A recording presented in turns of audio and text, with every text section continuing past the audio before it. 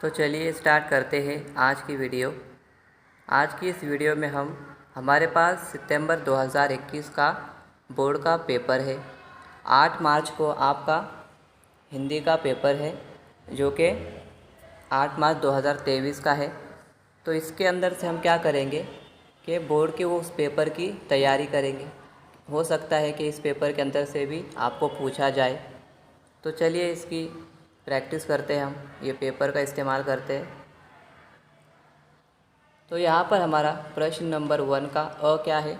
इसके अंदर कुछ सवालात दिए हैं, जैसे आकृति पूर्ण कीजिए, खोया हुआ आदमी भूल चुका था। अब यहाँ पर क्या करना है, ये जो आकृति हमको दी है इसके अंदर पूछा है कि खोया हुआ आदमी भूल चुका था। तो वो क्या क्या भूला था वो हमको इस पैसेज का इस्तेमाल करके पता करना है। तो आइए उसको ढूंढते हैं। तो जैसे आप यहाँ पर देख सकते हैं कि जो खोया हुआ आदमी है वो क्या भूल चुका था, उसका नाम, उसका पता, उसकी जाति और उसका धर्म। उसके बाद हमारा क्या है, दूसरा सवाल है। दूसरे सवाल का जो पहला है हमारा, उसमें दिया है निम्नलिखित शब्दों में उपसर्ग जोड़कर नए शब्द बनाइए। यहाँ पर क्या करना है, हमको उपसर्ग जोड़ना है। उपसर्ग का मतलब क्या होता है, साबका होता है, यानी जो हम किसी शब्द के पहले जोड़ते हैं, किसी भी शब्द के पहले लगाते हैं। तो यहाँ पर है हमारे पास जाति। तो जाति में हम क्या लगाएंगे कि हमारा उपसर्ग बन जाएगा वो, तो हम यहाँ पर प्र लगाएंगे तो हमारा प्रजाति हो जाएगा। इस तरह से ये उपसर्ग के साथ जुड़ेगा। उसके बाद हमारे पास है निश्चय। तो निश्चय में हम क्या लगाएंगे, अ लगाएंगे तो क्या हो जाएगा, अनिश्चय हो जाएगा। इस तरह से हम क्या करेंगे, उपसर्ग को जोड़ेंगे। उसके बाद हमारा दूसरे का जो दूसरा है वो क्या है, निम्नलिखित शब्दों में प्रत्यय जोड़कर नए शब्द बनाइए। तो अब क्या करना है, प्रत्यय लगाना है। प्रत्यय मतलब क्या होता है, लाहेका, यानी जो शब्द के बाद में लगाते हैं। तो यहाँ पर हमारा पहला क्या है, धर्म है। तो धर्म में हम प्रत्यय किस तरह से जोड़ेंगे, धर्म का क्या हो जाएगा, धार्मिक हो जाएगा। और दूसरा है हमारा अपना। तो अपना में हम जब प्रत्यय जोड़ेंगे तो हमारा क्या हो जाएगा, अपनापन। उसके बाद हमारा तीसरा है सभी के साथ स्नेहपूर्ण व्यवहार करना चाहिए। इस पर क्या करना है आपको, इस विषय पर 25 से 30 शब्दों में अपने विचार लिखना है। तो आइए इसका जवाब देखते हैं।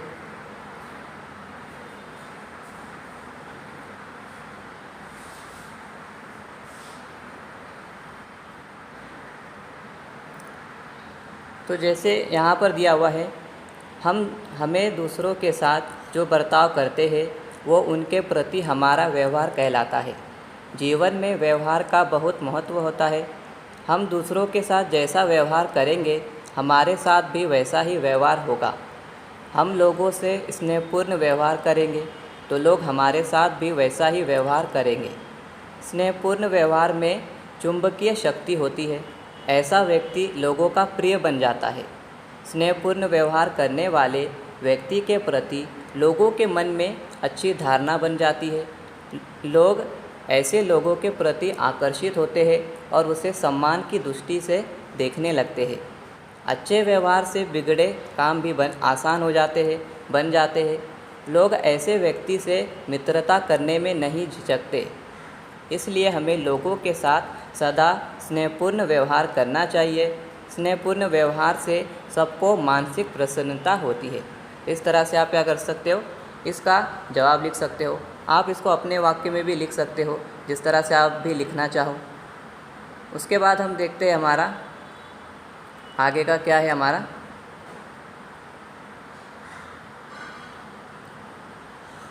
उसके बाद हमारा प्रश्न नंबर 1 का आ है।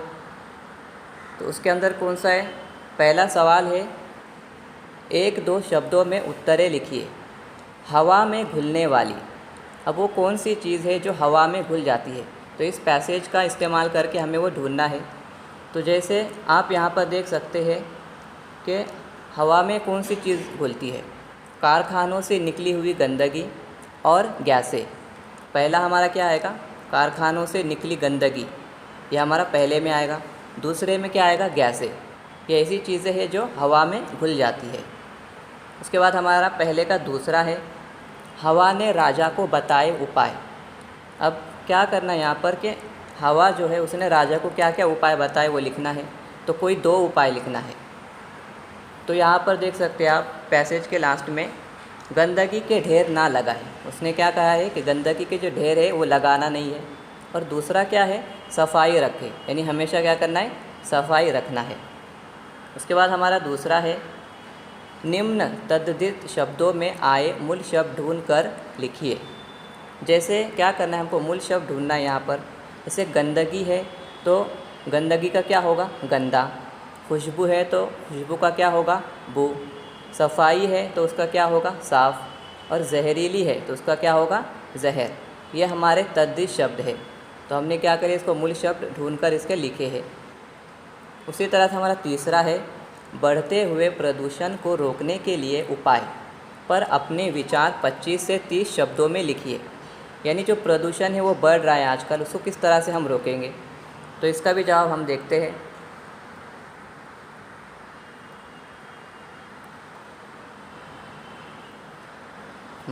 प्रदूषण एक प्रकार का धीमा जहर है। ये वायु, जल, ध्वनि आदि के माध्यम से प्राणियों, पशु पक्षियों, पेड़ पौधों आदि को नष्ट कर रहा है। इस पर अंकुश लगाना ज़रूरी हो गया है। कुछ कारगर उपाय करके इसमें कमी लाई जा सकती है। शहरों के नालों का गंदा पानी और कारखानों का रासायनिक पानी और कचरा नदियों और झीलों में प्रवाहित करने पर रोक लगानी चाहिए। कारखानों की चिमनियों की ऊंचाई अधिक रखनी चाहिए।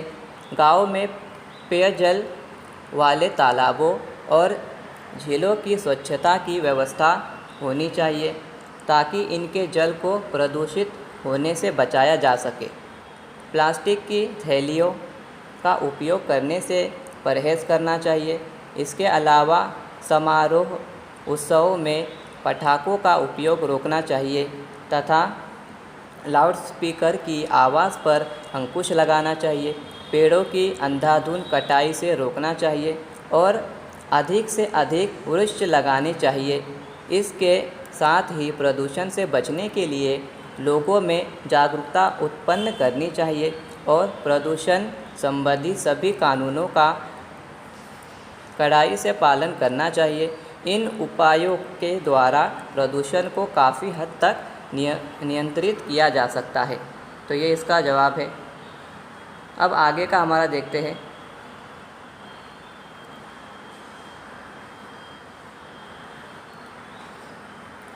अब आगे हमारा क्या है, विभाग 2 प्रश्न नंबर 2 का हम देखने वाले हैं। यहाँ पर एक हमको कविता दी हुई है। इसके आधार पर हमको क्या करना है, इनके जवाब लिखना है। अब यहाँ पर क्या है, लाली। अब लाली का क्या आएगा, लाल। जैसे यहाँ पे बाल दिया हुआ है तो बाल का क्या आएगा, बाल का क्या आएगा, यहाँ पर बाल का बाग आएगा, बाका आएगा। जैसे शिष्य दिया है तो शिष्य का क्या आएगा, कुंभ। और गुरु का क्या आएगा, कुम्हार। इस तरह से इसका जवाब आएगा। उसके बाद क्या है, पहले दो दोहों का सरल अर्थ 25 से 30 शब्दों में लिखिए। तो आइए इसका भी हम जवाब देखते हैं। यानी यहाँ पर जो हमारे पहले 2 दोहे हैं, जैसे गुरु कुमार शिष्य कुंभ है, ढक ढक काढ़े कोट, अंतर हाथ सहार दे, बाहर बाहर बाहे चोट। तो इसका क्या करना है, हमको सरल अर्थ बताना है। तो इसका देखते हैं जवाब।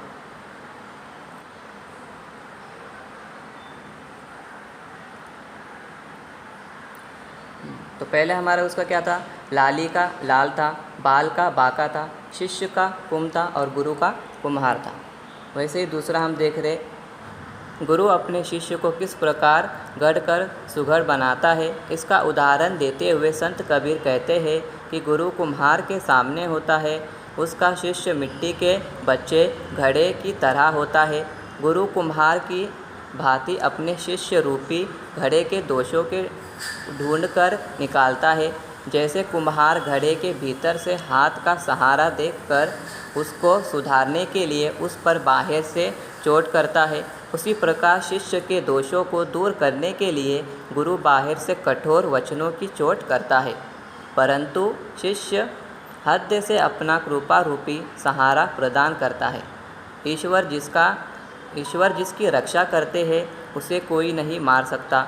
भले ही सारा संसार ऐसे व्यक्ति का दुश्मन हो जाए तब भी कोई उसका कुछ भी नहीं बिगाड़ सकता। तो ये इसका जवाब था। उसके बाद आगे देखते हैं।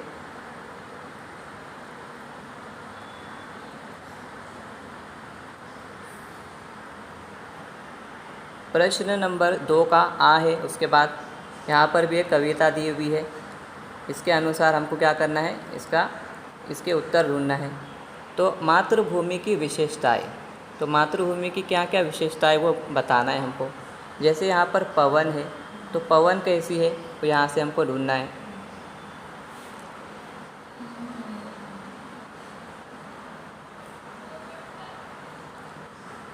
तो यहाँ पर क्या दिया है कि पवन जो है वो शीतल है। उसके बाद जो नीर है वो कैसी है, निर्मल है। और षड जो कैसा है, यहाँ पर देखते हैं हमको मिल जाएगा। यहाँ पर षड क्या है, ऋतु है। और जो हरियाली है वो कैसी है, मखमल है। जो यहाँ पर है हरियाली वो मखमल है। तो यहाँ पर आप देख सकते हैं कि सबके यहाँ पर जवाब हमको दिए हुए हैं। उसी तरह से आगे का है, पद्यांश की प्रथम 4 पंक्तियों का सरल अर्थ 25 से 30 शब्दों में लिखिए। अब करना क्या है, यहाँ पर कोई भी 4 पंक्तियों पर हमको सरल अर्थ लिखना है। तो हम इसका भी जवाब देखते हैं यहाँ पर।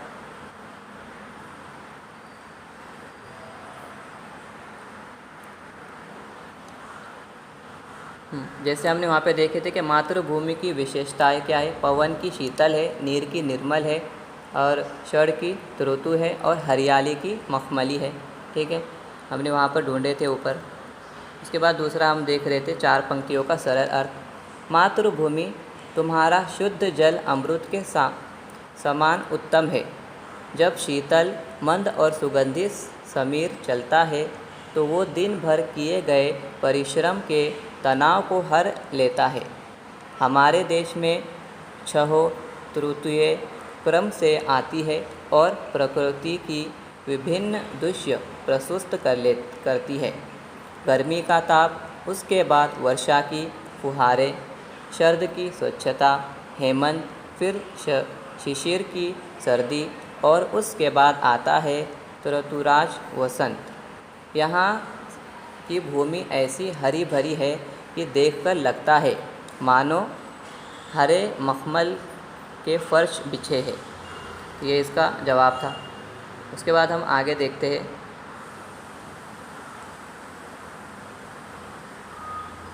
हाँ, इसके बाद हमारा कौन सा है, विभाग 3 शुरू होता है, यानी भाषा अध्ययन। इसमें क्या है, प्रश्न नंबर 3 है, निम्नलिखित सूचनाओं के अनुसार कृतियाँ कीजिए। मानक वर्तनी के अनुसार सही शब्द छाट कर लिखिए। तो अब यहाँ पर क्या करना है, इसमें से कौन सा शब्द सही है वो ढूंढना है। प्रसिद्ध दिया यहाँ पर, तो कौन सा प्रसिद्ध सही है वो हमको बताना है। फिर दूसरे इसमें क्या है, आगरा, तो यहाँ पर कौन सा आगरा सही है, सही तरह से लिखा हुआ है वो हमको बताना है। तो यहाँ पर हम देखते हैं जवाब के अंदर।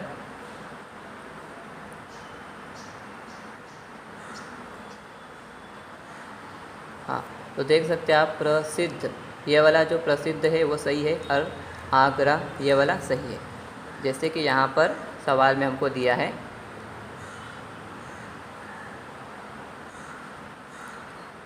हाँ, तो यहाँ पर आप देख सकते हैं यहाँ पे जो प्रसिद्ध है जो दूसरा वाला है वो सही है, और यहाँ पर आगरा जो दूसरा वाला है वो सही है, यानी कि दोनों के अंदर जो सेकेंड नंबर पे है, जो दूसरे नंबर पे वो सही है। उसके बाद हमारा दूसरा है, निम्नलिखित में से किसी एक अवयव का अर्थपूर्ण वाक्य में प्रयोग कीजिए। सिर्फ, अब सिर्फ का क्या करना है, एक वाक्य में वो सिर्फ आना चाहिए, ऐसा हमको एक वाक्य बनाना है सिर्फ।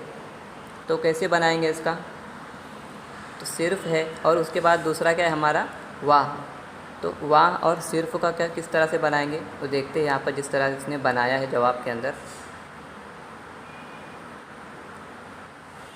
तो हमें सिर्फ सच बोलना चाहिए। तो यहाँ पर क्या हो गया, सिर्फ का हमने उपयोग कर लिए, इस्तेमाल कर लिए इस वाक्य के अंदर। वैसे वाह, सुरेश ने बहुत अच्छा किया, तो यहाँ पर क्या है, वह आ गया इस वाक्य के अंदर। उसके बाद तीसरा क्या है हमारा, कृति पूर्ण कीजिए। संधि शब्द बताना है और संधि विच्छेद बताना है और संधि भेद बताना है। तो यहाँ पर आप देख सकते हैं कि सत जन, यानी सत और जन को यहाँ पर जोड़ा हुआ है। तो यहाँ पर इसका संधि शब्द क्या आएगा, सज्जन आएगा। और ये कौन सी संधि है, व्यंजन संधि है।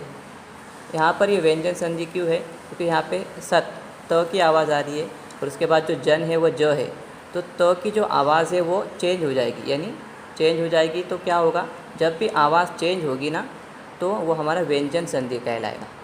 उसके बाद क्या है, देवेश, तो देव और ईश ये हमारा क्या आ जाएगा, संधि विच्छेद में आ जाएगा।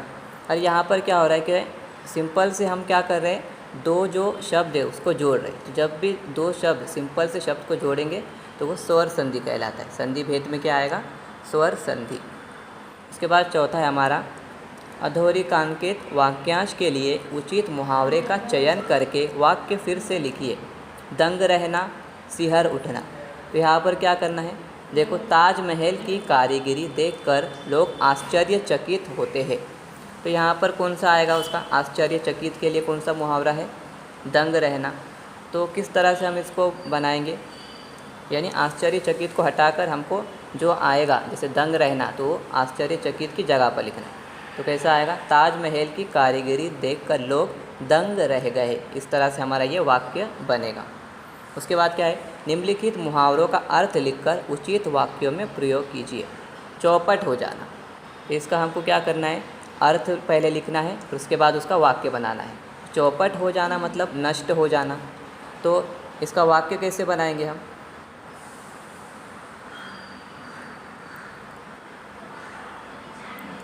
मुहावरा क्या है हमारा, चौपट हो जाना, अर्थ क्या है, नष्ट हो जाना। तो वाक्य क्या है, कोरोना की महामारी से लाखों लोगों का धंधा व्यापार चौपट हो गया। तो इस तरह से हमारा क्या होगा, वहाँ पे एक वाक्य बनेगा। उसके बाद आगे देखते हैं। उसके बाद हमारा है पांचवा, काल भेद पहचानिए तथा काल परिवर्तन कीजिए। निम्नलिखित वाक्य का काल भेद पहचानिए। तो ये कौन सा काल है वो पहचानना है। मैं नहीं जानता मैं कहाँ गिरूँगा।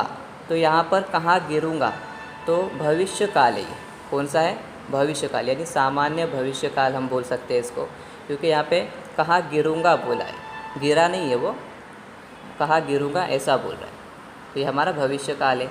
उसके बाद दूसरा है हमारा, निम्नलिखित वाक्यों में से किसी एक वाक्य का सूचना के अनुसार काल परिवर्तन कीजिए।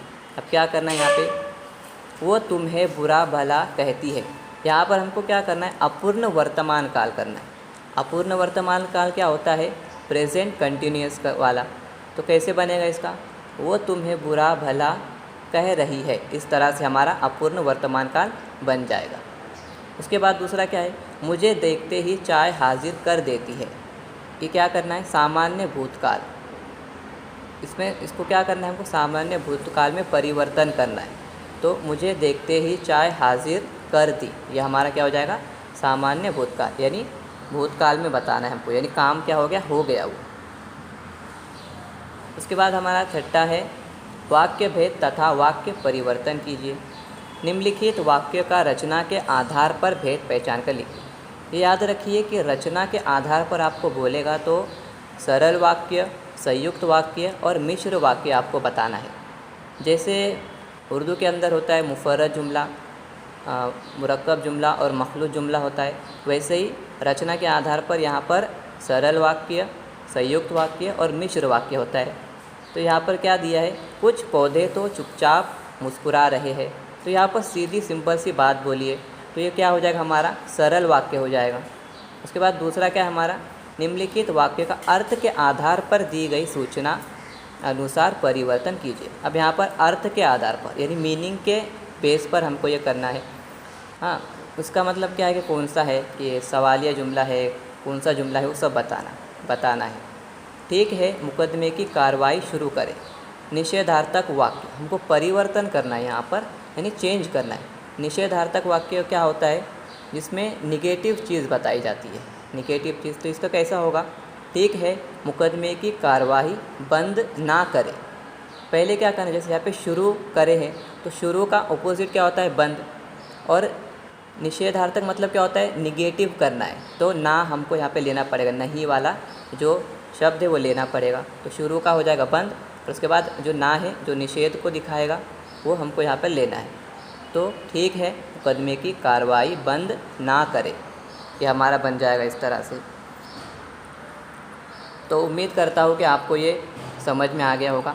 यहाँ से स्टार्टिंग से मैंने जितने भी मुहावरे तक और जितने भी ग्रामर है वहाँ तक बता दिया हूँ। आप इसको अच्छे से प्रैक्टिस करें, हो सकता है कि बोर्ड के अंदर ये भी आपको पूछा जाए।